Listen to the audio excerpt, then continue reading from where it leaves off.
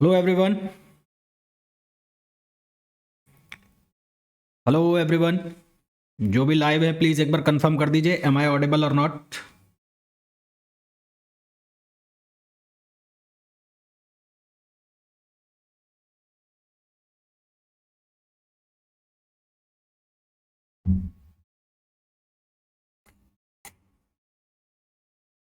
सभी को क्लियर आ रही है आवाज़?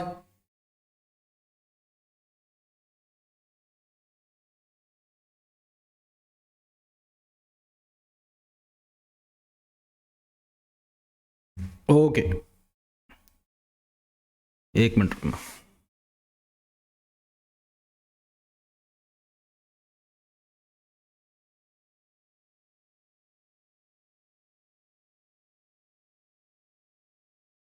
ठीक है, देखो भाई, कल हम लोगों ने एटॉमिक फिजिक्स स्टार्ट किया था।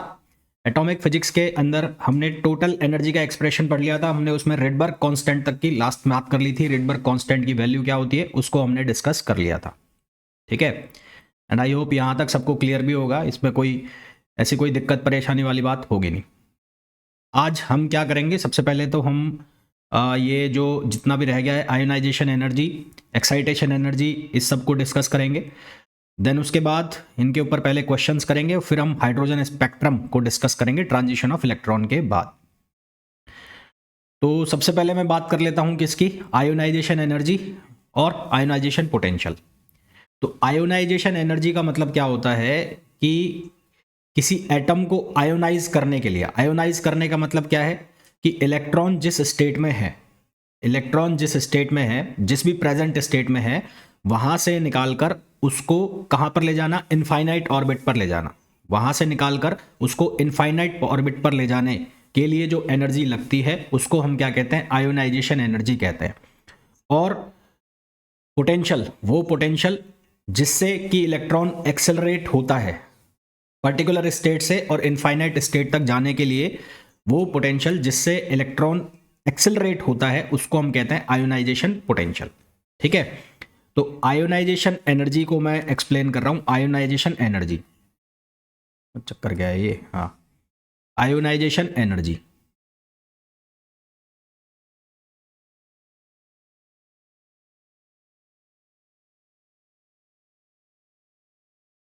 तो आयोनाइजेशन एनर्जी का मतलब क्या है, ई आयोनाइजेशन इक्वल्स टू हो जाएगा ई इनफाइनाइट माइनस ई एन। यानी कि इलेक्ट्रॉन को मैं जंप करा कर लेके जा रहा हूं उसकी प्रेजेंट स्टेट से और इनफाइनाइट ऑर्बिट स्टेट में। ठीक, energy required, energy required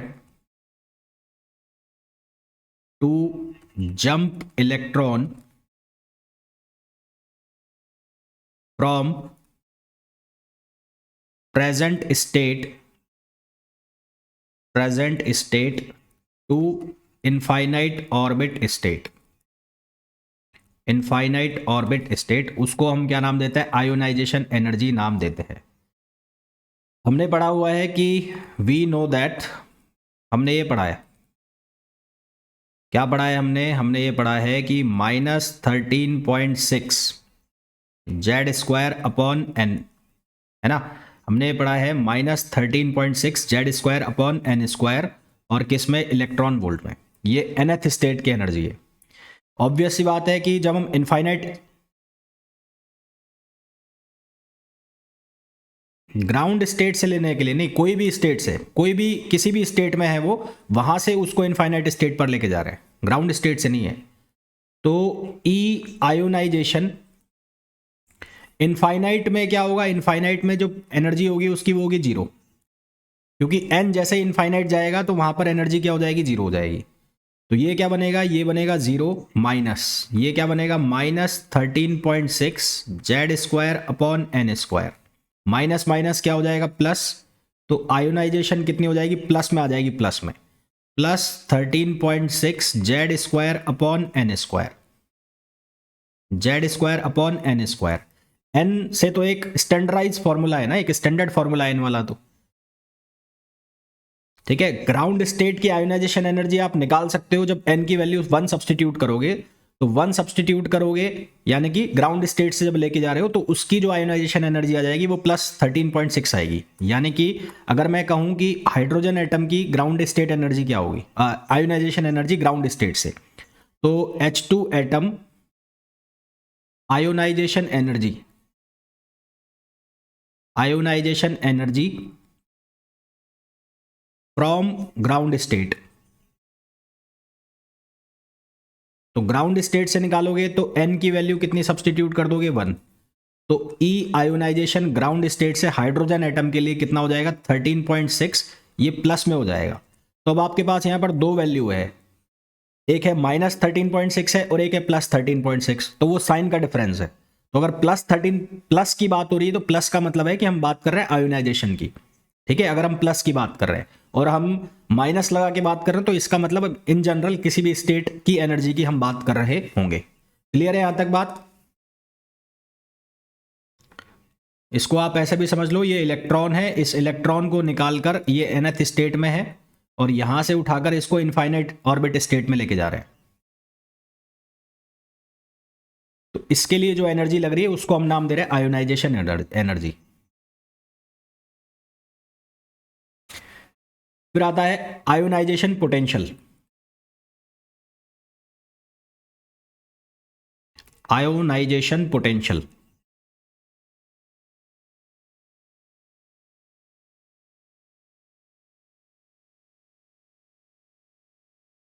ionization potential का मतलब क्या होगा? पोटेंशियल, वो पोटेंशियल जो एक्सेलरेट करेगा इलेक्ट्रॉन को उसकी उस स्टेट से और इनफाइनाइट स्टेट में जाने के लिए।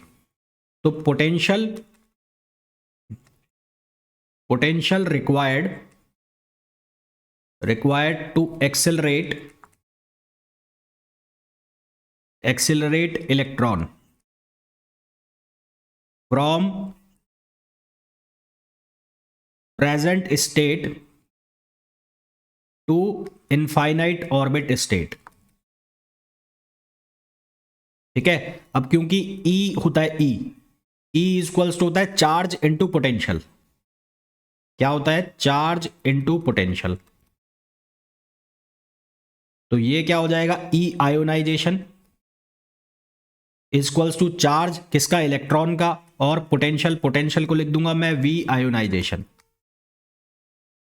तो यहां से हमारे पास फॉर्मूला बन जाएगा V ionization equals to E ionization upon E। तो ये फॉर्मूला हो जाएगा किसका? पोटेंशियल का। ये हो जाएगा आयोनाइजेशन पोटेंशियल। ये फॉर्मूला हमारे पास आ जाएगा किसका? आयोनाइजेशन पोटेंशियल का। यहां तक क्लियर है सभी को?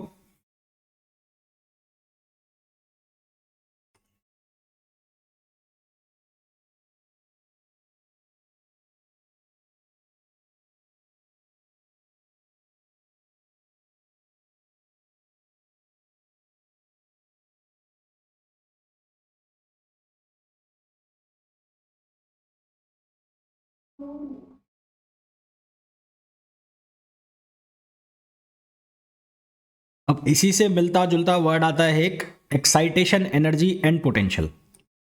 इसी से मिलता जुलता हुआ एक वर्ड आता है एक्साइटेशन एनर्जी एंड पोटेंशियल।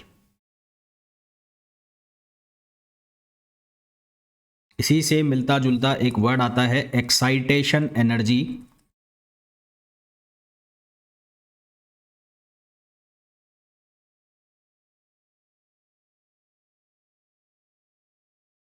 अब मैंने आयोनाइजेशन एनर्जी के केस में कहा कि energy required to jump the electron from present state to infinite orbit state, वो एनर्जी जो इलेक्ट्रॉन को उसकी प्रेजेंट स्टेट से इनफाइनाइट ऑर्बिट स्टेट में लेके जा रही है उसको मैंने आयोनाइजेशन कहा। अब मैं इनफाइनाइट वर्ड हटा देता हूं, उसकी जगह मैं लगा देता हूं हायर एनर्जी ऑर्बिट। तो energy required to jump the electron from present state to higher energy level, वो जिस भी स्टेट में है उसके ऊपर वाली स्टेट में ले जाना, यानी कि हायर एनर्जी स्टेट में ले जाना, चाहे जस्ट एक ऊपर ही हो, तो उस एनर्जी को हम नाम देंगे एक्साइटेशन एनर्जी, ठीक है। तो energy required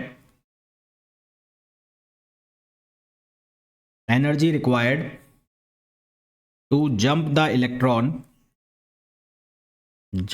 electron from present state to higher energy level state is called excitation energy. Excitation का मतलब होता है एक्साइट करना, यानी कि एक्सटर्नल एनर्जी जो चाहिए, is called excitation energy. And potential required is called excitation potential. And potential required for the same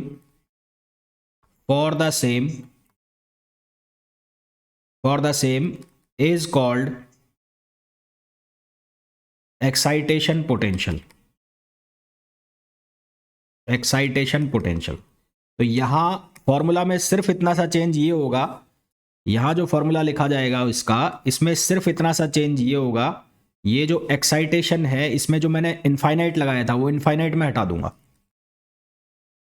यहां जो इनफाइनाइट लगाया था उसके लिए जगह मैं लिख दूंगा higher state, higher minus present, या इसको मैं लिख दूंगा फाइनल माइनस प्रेजेंट, है ना, या मैं इसको लिख दूंगा final minus present, final minus present. और ये क्या कहलाएगा, ये कहलाएगा ई एक्साइटेशन. अब इसी तरह से अगर पोटेंशियल निकालना है तो पोटेंशियल जो हो जाएगा एक्साइटेशन का, तो पोटेंशियल क्या हो जाएगा, ई एक्साइटेशन अपॉन ई. तो ये क्या हो जाएगा, पोटेंशियल हो जाएगा एक्साइटेशन का. क्लियर है. सिर्फ इतना सा चेंज मैंने किया है कि वो इनफाइनाइट पोटेंशियल की जगह मैंने क्या लिख दिया है, मैंने यहां पर लिख दिया है सिर्फ और सिर्फ किसको, यहां पर हायर एनर्जी लेवल को लिख दिया है. यहां तक क्लियर है सभी को.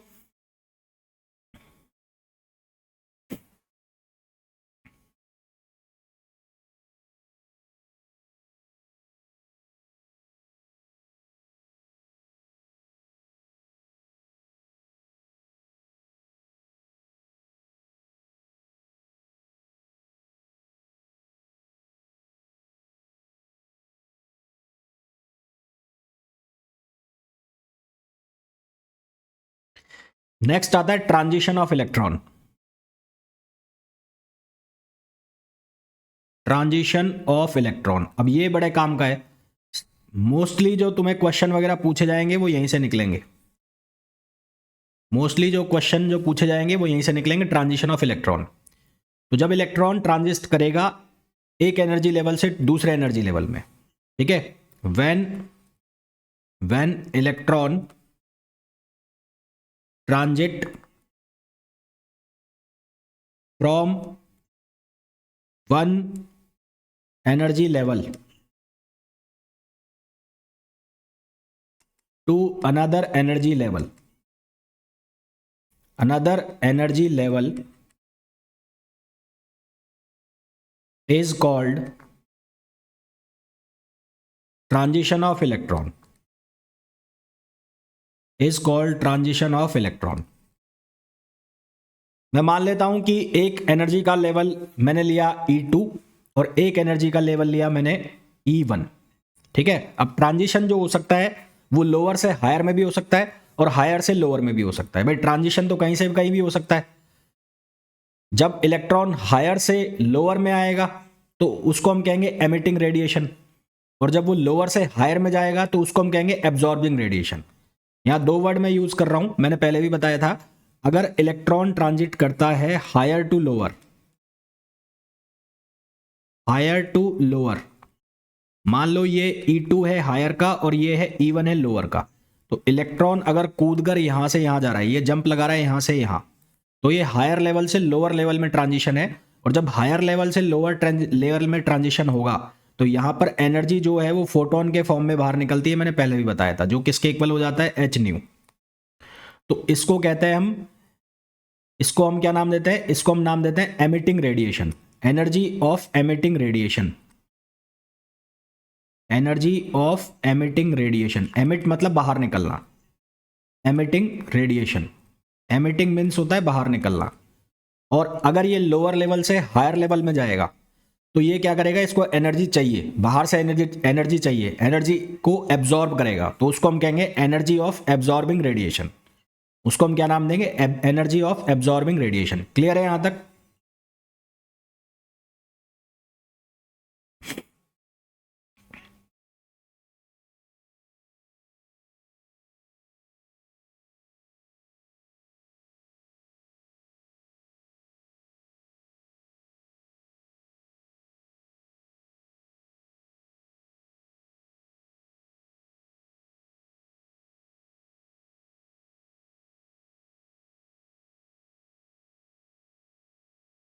अब मैं सबसे पहले लिख रहा हूं किसके लिए, energy of emitting radiation, energy of emitting radiation.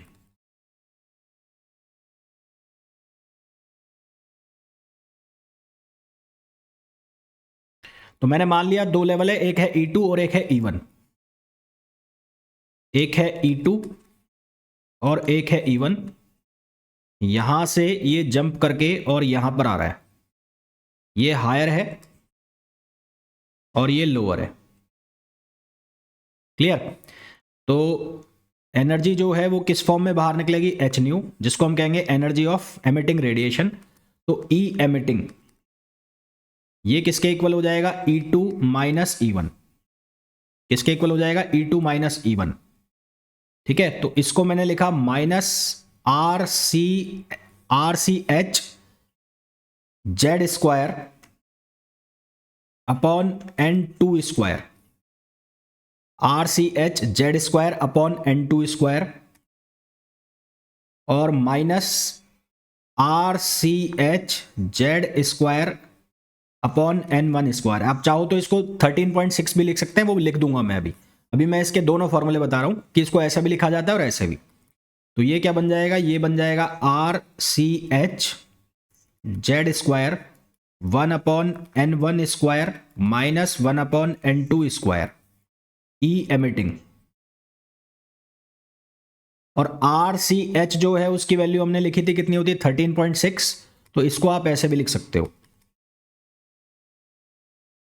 13.6 Z² 1/N1 square minus 1/N2 square. जहां N1 जो है वो कौन सा ऑर्बिट है, लोअर ऑर्बिट, और N2 जो है वो हायर ऑर्बिट है।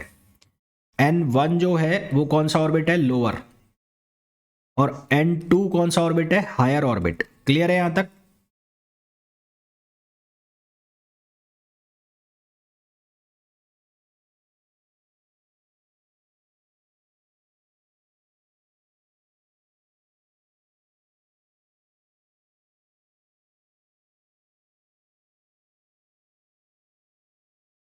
अब ये फॉर्मूला मैंने क्यों लिखा है इसको भी मैं एक्सप्लेन कर दूंगा। ये मैंने क्यों लिखा है ये एक्सप्लेन मैं कर दूंगा अभी।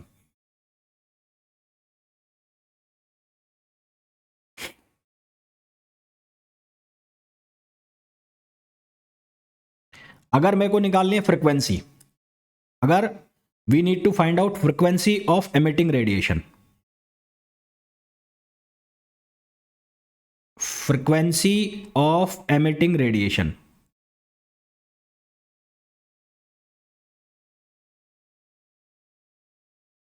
तो फ्रीक्वेंसी निकालने के लिए हम क्या करेंगे, हम E इक्वल्स टू क्या लिखते हैं, एच न्यू। ठीक है, तो अब न्यू के लिए मैं कौन सा फॉर्मूला लिखूंगा, मैं लिखूंगा ये वाला, RCH Z² equals to 1/N1 square minus 1/N2 square. तो यहां क्या होगा, H से H कैंसिल हो जाएगा, ये H से H कैंसिल हो जाएगा, तो न्यू की वैल्यू कितनी हो जाएगी, RCZ² upon N1 square minus 1/N2 square. R की वैल्यू मैंने आपको बताई हुई है, आर जो होता है वो होता है रेडबर्ग कांस्टेंट। आर क्या होता है, रेडबर्ग कांस्टेंट, और इसकी वैल्यू फिक्स है, कितनी होती है, 1.07 इंटू 10⁻⁷।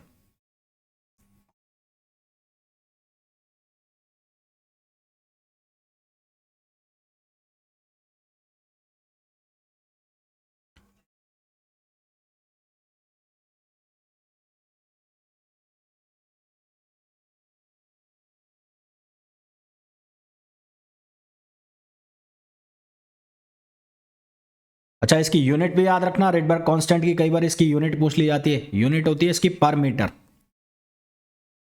इसकी यूनिट होती है 1 पर मीटर। क्लियर है यहां तक? और सी जो है वो स्पीड ऑफ लाइट है जिसकी वैल्यू फिक्स है 3 × 10⁸।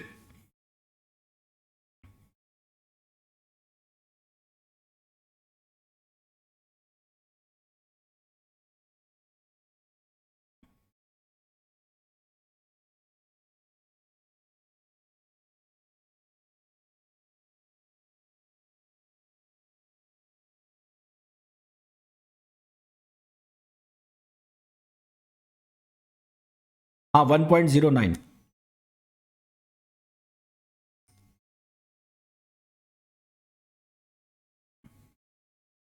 1.0909 कर लेना इसको, 1.0909 कर लेना। अब हमें निकालना है वेवलेंथ, तो वेवलेंथ के लिए हम क्या करें? वी नो दैट कि v इक्वल्स टू होता है एन लैम्बडा। एन होती है फ्रीक्वेंसी, एन होती है फ्रीक्वेंसी, v का मतलब होता है स्पीड, और लैम्बडा होता है वेवलेंथ। तो अगर यहां पर स्पीड किसकी है? लाइट की स्पीड है, तो लाइट की स्पीड, फ्रीक्वेंसी यहां पर है न्यू और लैम्बडा। दैट मीन्स कि लैम्बडा की वैल्यू क्या हो गई? C upon nu. लैम्बडा की वैल्यू क्या हो गई? C upon nu. और इसको मैं ऐसे भी लिख सकता हूं, 1/λ equals to nu upon C. 1/λ equals to nu upon C, ऐसा लिख सकते हैं। तो अगर हम ऐसा लिख सकते हैं तो वेवलेंथ जो है, wavelength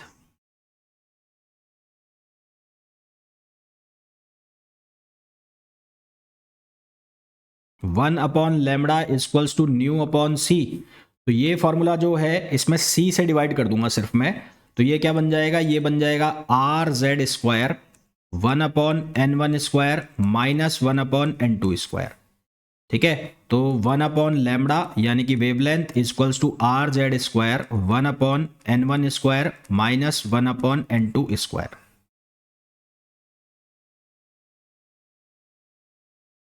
clear?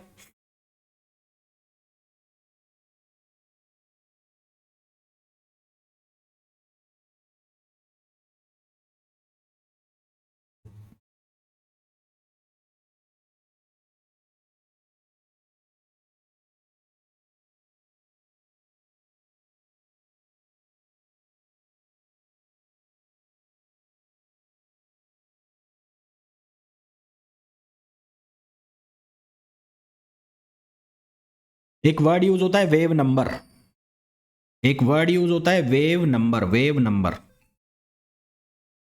Wave number, wave number को लिखते हैं न्यू बार से, न्यू बार, वेव नंबर। तो ये वेव नंबर क्या होता है? Number of wavelengths in, number of wave length in unit length. ठीक है, wave number, number of waves in unit length, number of waves in unit length, in unit length. और ये जो वेव नंबर है, ये वेव नंबर, ये reciprocal होता है किसका? लैम्बडा का। ये रेसिप्रोकल होता है 1/λ, है ना? ये किसके इक्वल होता है? 1/λ, यानी कि लैम्बडा का रेसिप्रोकल है। तो न्यू बार यानी कि वेव नंबर की जो वैल्यू है वो भी किसके इक्वल है? RZ² इक्वल्स टू 1/n1² और 1/n2²। तो कई बार आपसे वेव नंबर पूछा जाता है, तो वेव नंबर का मतलब है कि आपको यही सेम फॉर्मूला यूज करना होता है। वेव नंबर का मीनिंग है आपको सेम फॉर्मूला यूज करना होता है। क्लियर है यहां तक?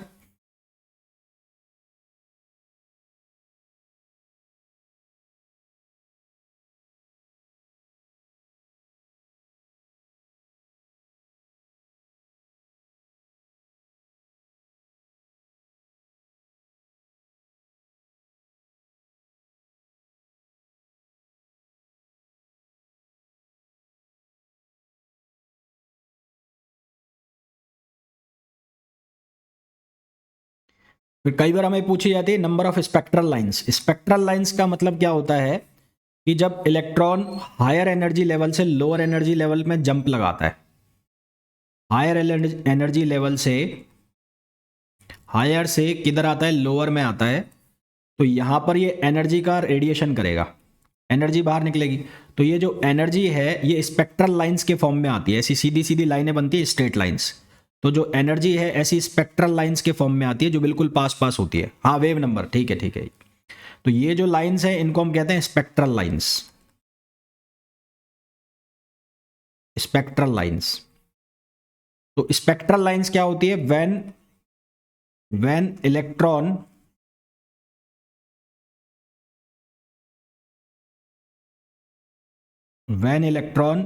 jumps from higher energy level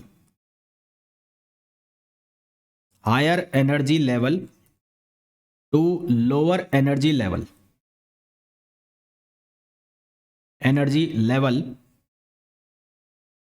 it emits energy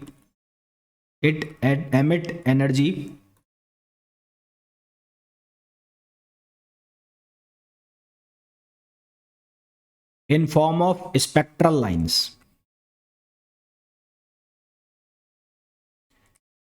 तो हमें पूछ लिया जाता है स्पेक्ट्रल लाइंस का नंबर, कि कितनी स्पेक्ट्रल लाइंस बनेंगी। तो नंबर ऑफ स्पेक्ट्रल लाइंस, तो number of spectral lines n equals to होता है n2 minus n1 plus 1, n2 minus n1 plus 1 और n2 माइनस n1 अपॉन 2। ये स्टैंडर्ड फॉर्मूला होता है हमारे पास स्पेक्ट्रल लाइन का। इफ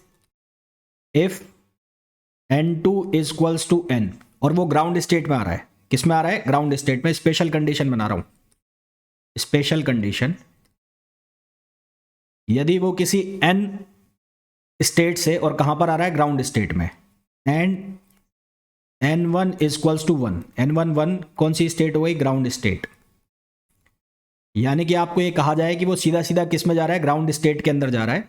तो उस केस में जो नंबर ऑफ स्पेक्ट्रल लाइंस है वो बनती है n इंटू n माइनस 1/2। तो स्पेक्ट्रल लाइंस जो बनेगी NE, number of spectral lines, वो बनेगी n इंटू n माइनस 1/2।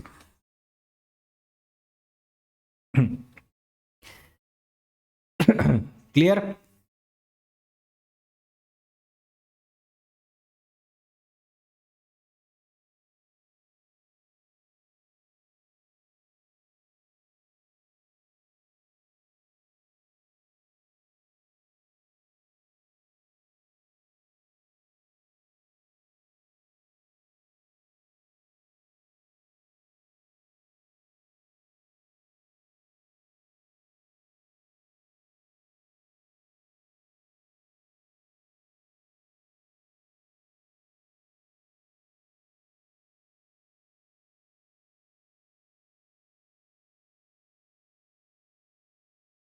फिर यहां पर जो हम स्पेक्ट्रल लाइंस बना रहे हैं ये एमिटिंग में आ रही है ना, एमिटिंग में आ रही है।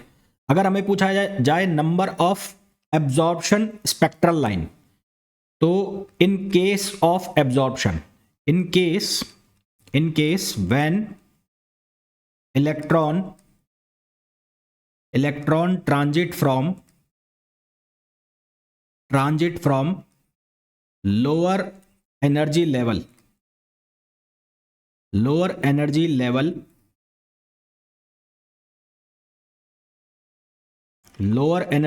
to higher energy level,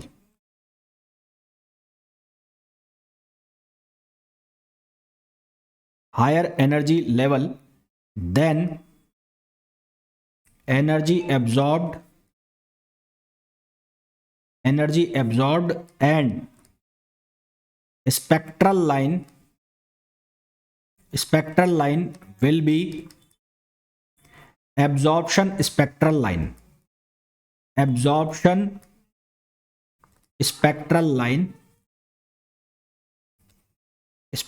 line and number will be number of absorption spectral line, number of absorption spectral line will be n-1। तो अब आपको जब ये क्वेश्चन पूछा जाएगा तो ये ध्यान रखना है आपको कि कौन सी स्पेक्ट्रल लाइन पूछी जा रही है। अगर आपसे एब्जॉर्प्शन स्पेक्ट्रल लाइन पूछी जा रही है तो इसका नंबर होगा हमेशा n-1, और जब आपसे एमिशन में स्पेक्ट्रल लाइन पूछी जा रही है तो स्टैंडर्ड फॉर्मूला है ये, और अगर ग्राउंड स्टेट में ट्रांजिशन हो रहा है तो उस केस में फॉर्मूला आप लगाओगे ये वाला, और अगर आपसे एब्जॉर्प्शन का पूछा जा रहा है तो एब्जॉर्प्शन में ये फॉर्मूला लगाओगे आप। क्लियर है यहां तक?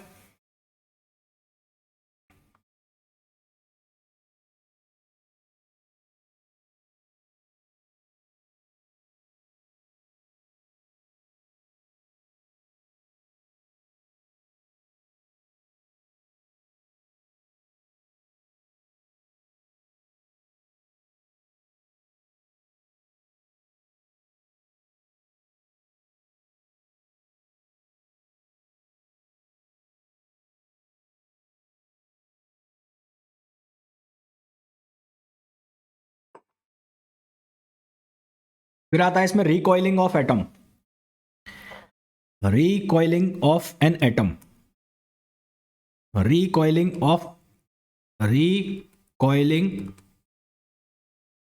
An atom. रिकॉइल का मतलब क्या होता है कि बैक मोमेंटम का मतलब क्या है? आप लोगों ने बहुत बार वो एग्जांपल सुना होगा, जब मैं ऐसे बंदूक चला रहा हूं मेरे शोल्डर पर रख के, तो जो बंदूक की गोली है, जो बुलेट है वो आगे निकलेगा और एक मोमेंटम आएगा जो मेरे शोल्डर को लगेगा पीछे की तरफ, उसको हम बोलते हैं रिकॉइल। उसको हम क्या बोलते हैं? रिकॉइल बोलते हैं। तो ठीक इसी तरह से जब इलेक्ट्रॉन ट्रांजिट करेगा हायर एनर्जी लेवल से लोअर एनर्जी लेवल पर, तो फोटोन का एमिशन होगा, तो सेम टाइम पर जो एटम है जिसमें ट्रांजिशन हुआ है उसमें रिकॉइल आएगा, तो उसको हम बोलते हैं रिकॉइलिंग ऑफ एन एटम। उस रिकॉइलिंग ऑफ एन एटम में हमें उसका मोमेंटम निकालना होता है। क्या निकालना होता है? मोमेंटम। तो when electron jump from higher energy level to lower energy, higher energy to lower energy, photon emitted and atom recoiled, photon emitted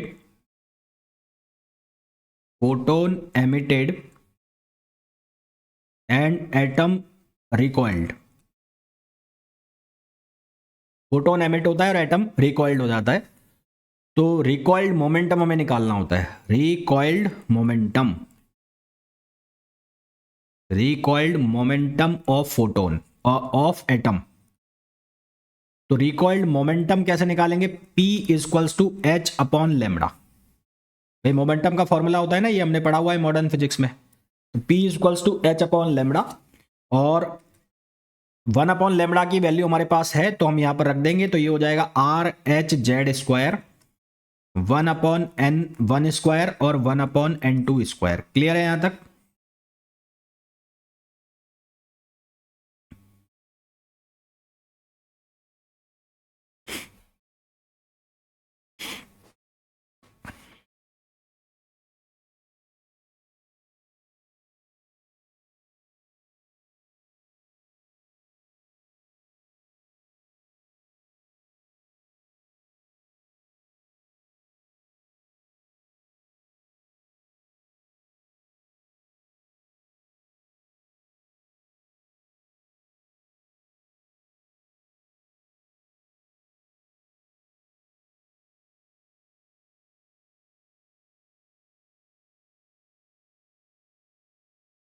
similarly अगर हमें पूछी जाए energy of recoiled atom, energy of रिकॉइल्ड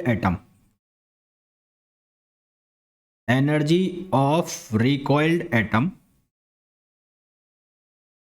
तो वो हम कैसे निकालेंगे? उसके लिए हमें ये पता है कि P इक्वल्स टू होता है √2mE।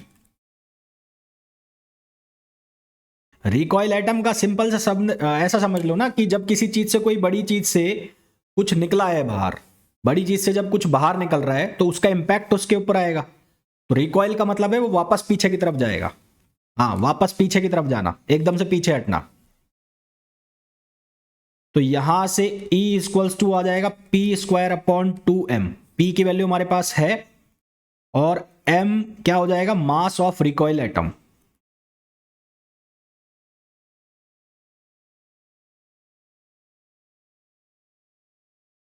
Mass of recoil atom. तो यहां से हम क्या निकाल लेंगे, एनर्जी ऑफ रिकॉइल्ड एटम।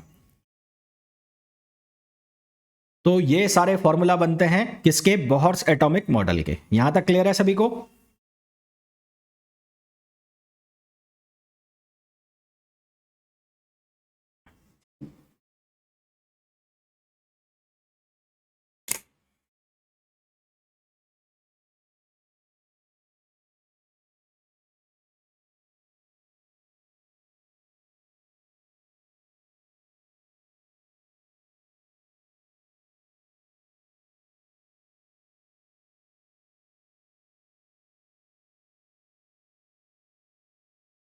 अब जो बोहर्स एटॉमिक मॉडल है इसके कुछ ड्रॉबैक्स थे।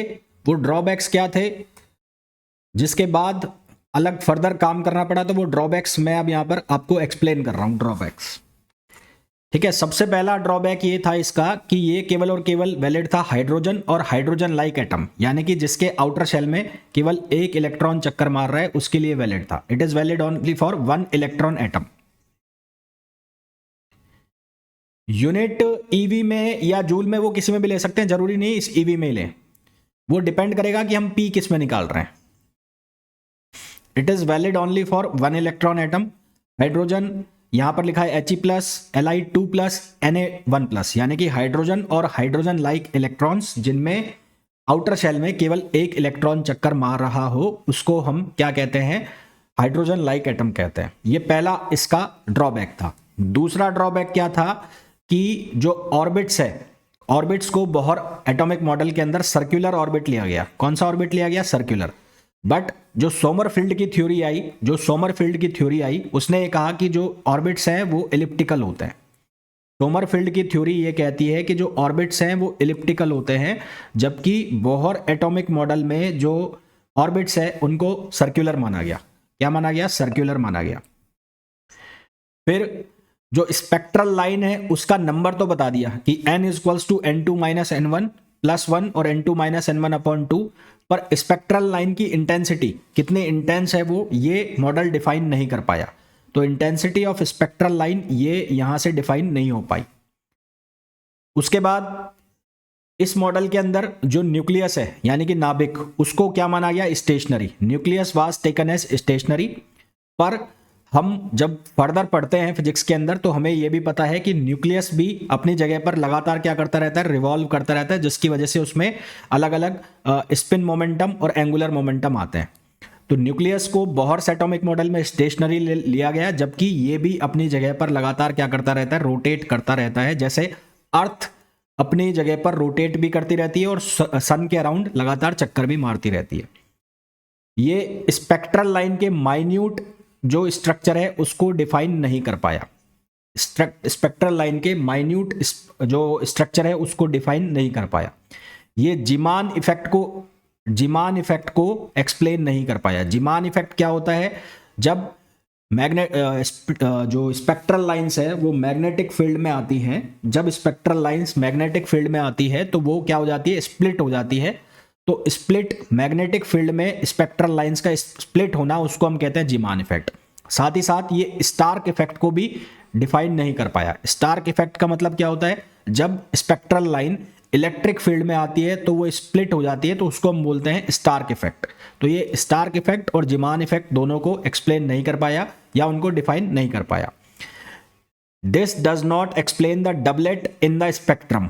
Doublet in the spectrum of some atoms. Spectrum में कुछ डबल लाइंस बन रही थी एक साथ, जैसे कि सोडियम के केस में होता है, तो वो उसको भी एक्सप्लेन नहीं कर पाया, है ना। सोडियम में जैसे डबलेट बनता है उसको भी एक्सप्लेन नहीं कर पाया। तो ये सारे ड्रॉबैक्स हैं। इन ड्रॉबैक्स के बाद फिर इनमें फर्दर काम किया गया जो आप एडवांस एटॉमिक फिजिक्स के अंदर पढ़ते हैं। क्लियर है भाई यहां तक सभी को?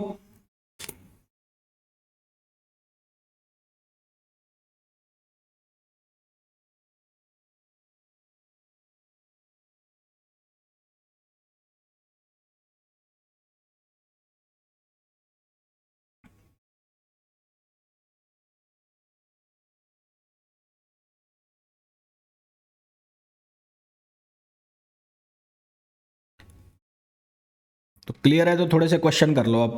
लो बताओ भाई, पहला question, question number first.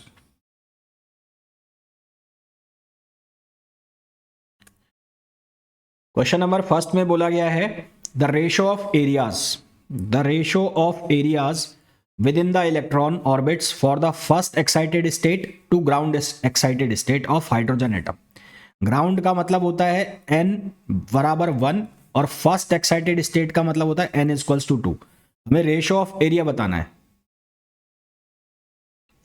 A2 upon A1 बताना है, A2 अपॉन A1। तो ये क्या होगा, पाई R2 स्क्वायर और पाई R1 स्क्वायर।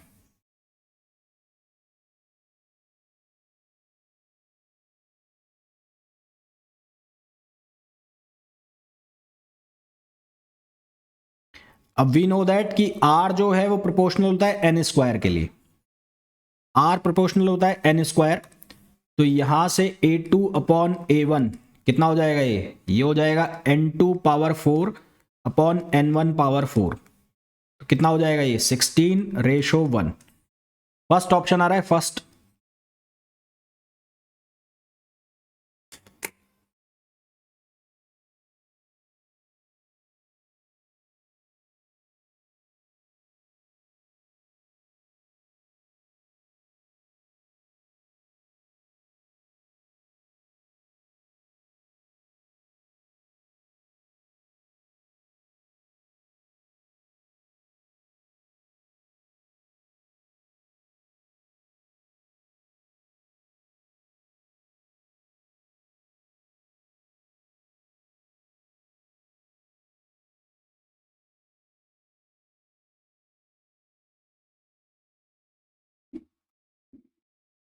हाँ भाई, नेक्स्ट क्वेश्चन,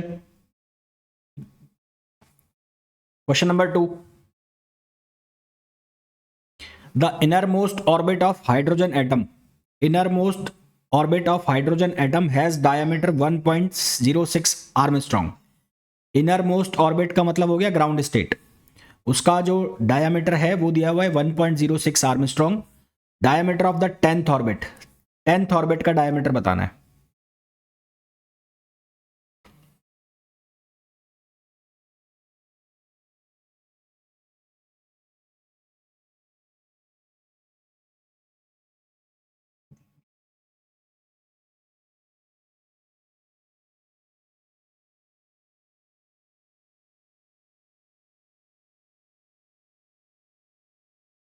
क्या आएगा 106, R proportional to N square, R2 upon R1, या D2 अपॉन D1 भी कर सकते हो आप। D2 upon D1 equals to N2 square upon N1 square. तो ये हो जाएगा 100 अपॉन 1। तो D2 इक्वल्स टू हो जाएगा 1.06 इंटू 100। तो ये हो जाएगा 106 आर्मस्ट्रॉन्ग। ऑप्शन डी, इसका कौन सा ऑप्शन आ जाएगा, ऑप्शन डी आ जाएगा, ऑप्शन डी।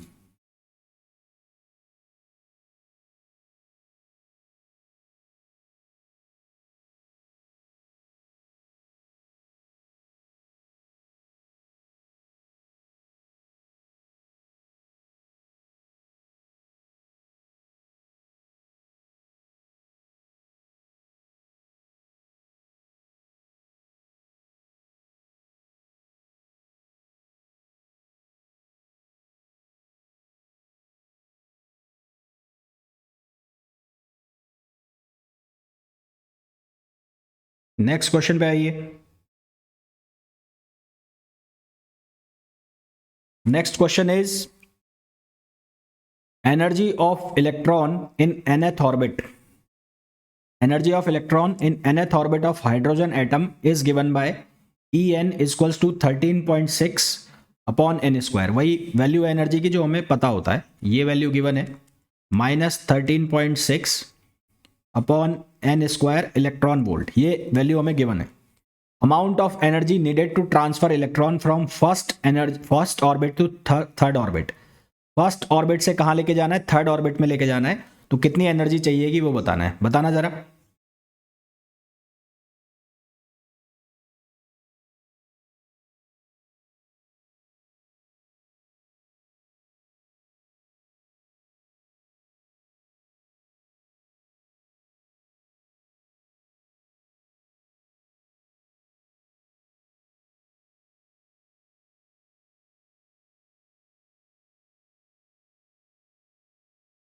तो पहले तो निकाल लो E1, E1 कितना आ जाएगा, -13.6 अपॉन 1, ये कितना आ गया -13.6।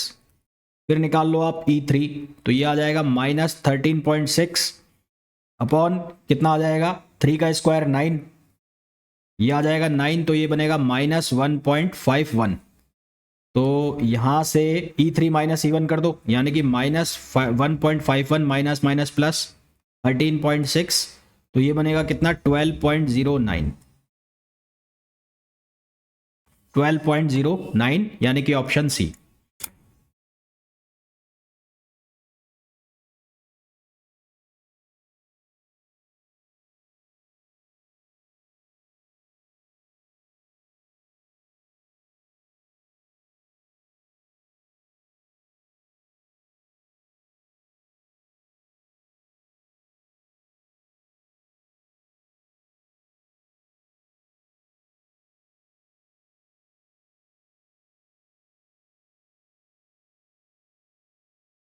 नेक्स्ट क्वेश्चन पे आइए।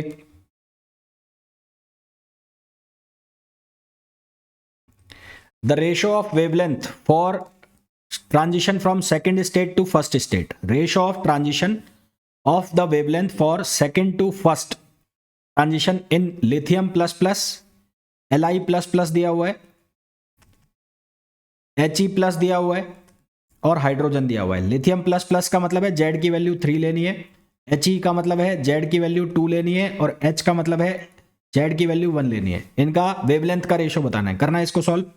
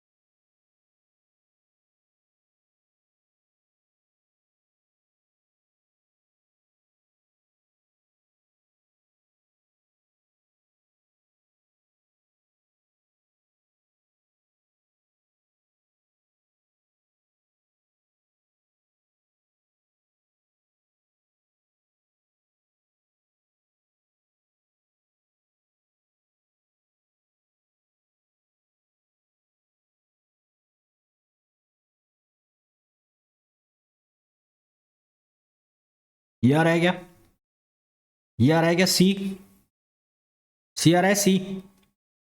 भाई फॉर्मूला हमारे पास है 1/λ equals to R Z square 1/n1 square minus 1/n2 square. अब क्योंकि स्टेट तो तीनों के लिए सेम है ना, तो ये सेम है तो ये कांस्टेंट हो जाएगी, ये स्टेट सेम है तो ये हो जाएगी कांस्टेंट। तो इट मीन्स कि जो लैम्बडा है वो इनवर्सली प्रोपोर्शनल हो गया जेड स्क्वायर के, तो इनवर्सली प्रोपोर्शनल हो गया जेड स्क्वायर के, जेड हमारे पास तीनों का है, यहां से रेशो निकालो आंसर आ जाएगा। यही आ रहा है क्या।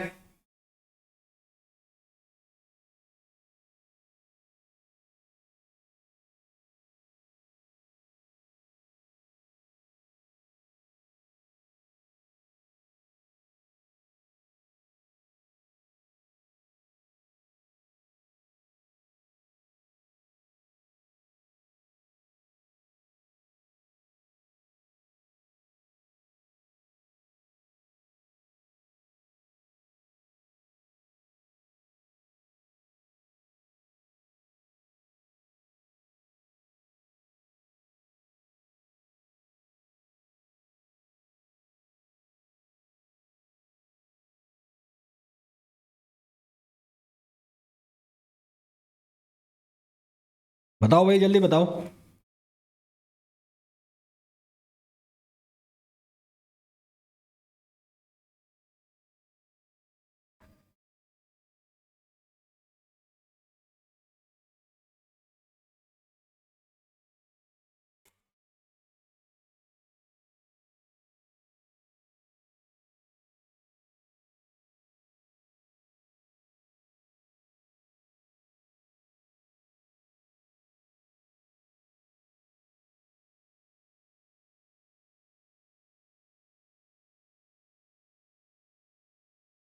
सेम आ रहा है ना, ठीक है। नेक्स्ट क्वेश्चन पे आ जाओ।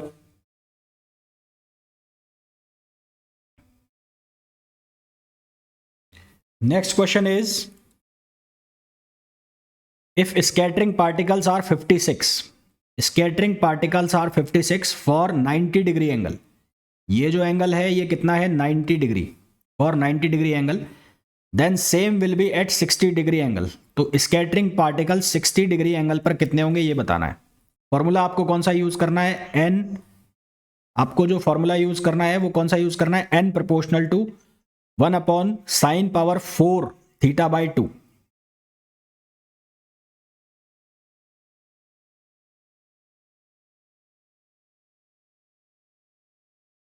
ये फॉर्मूला यूज करना है आपको।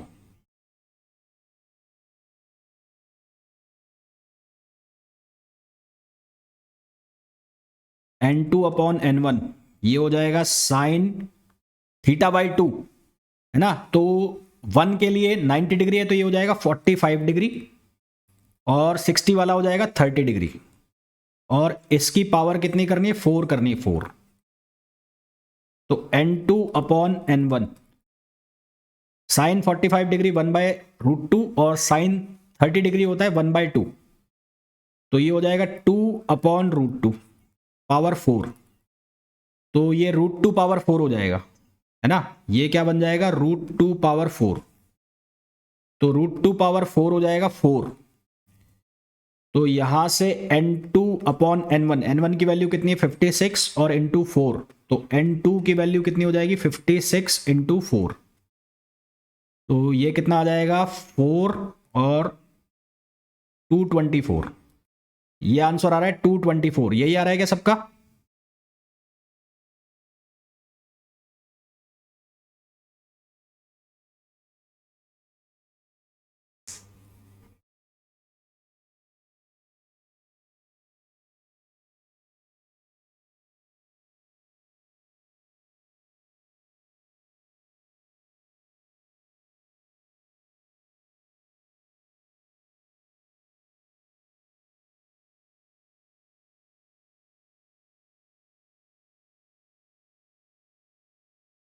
ठीक है भाई, तो कल का जो लेक्चर होगा उसमें हम पढ़ेंगे hydrogen hydrogen and hydrogen spectrum. कल का जो लेक्चर है उसमें हम पढ़ेंगे हाइड्रोजन एंड हाइड्रोजन स्पेक्ट्रम, और फर्दर क्वेश्चंस भी डिस्कस करेंगे।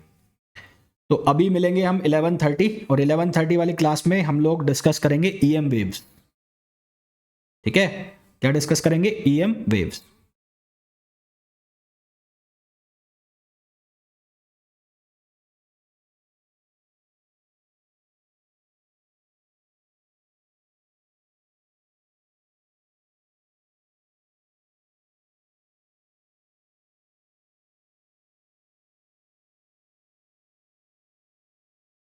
टेस्ट तो बेटा अपलोड कर दिया मैंने, उसका बताता हूँ अभी थोड़ी देर में ना। ठीक है, चलो ठीक, नेक्स्ट क्लास में मिलते हैं।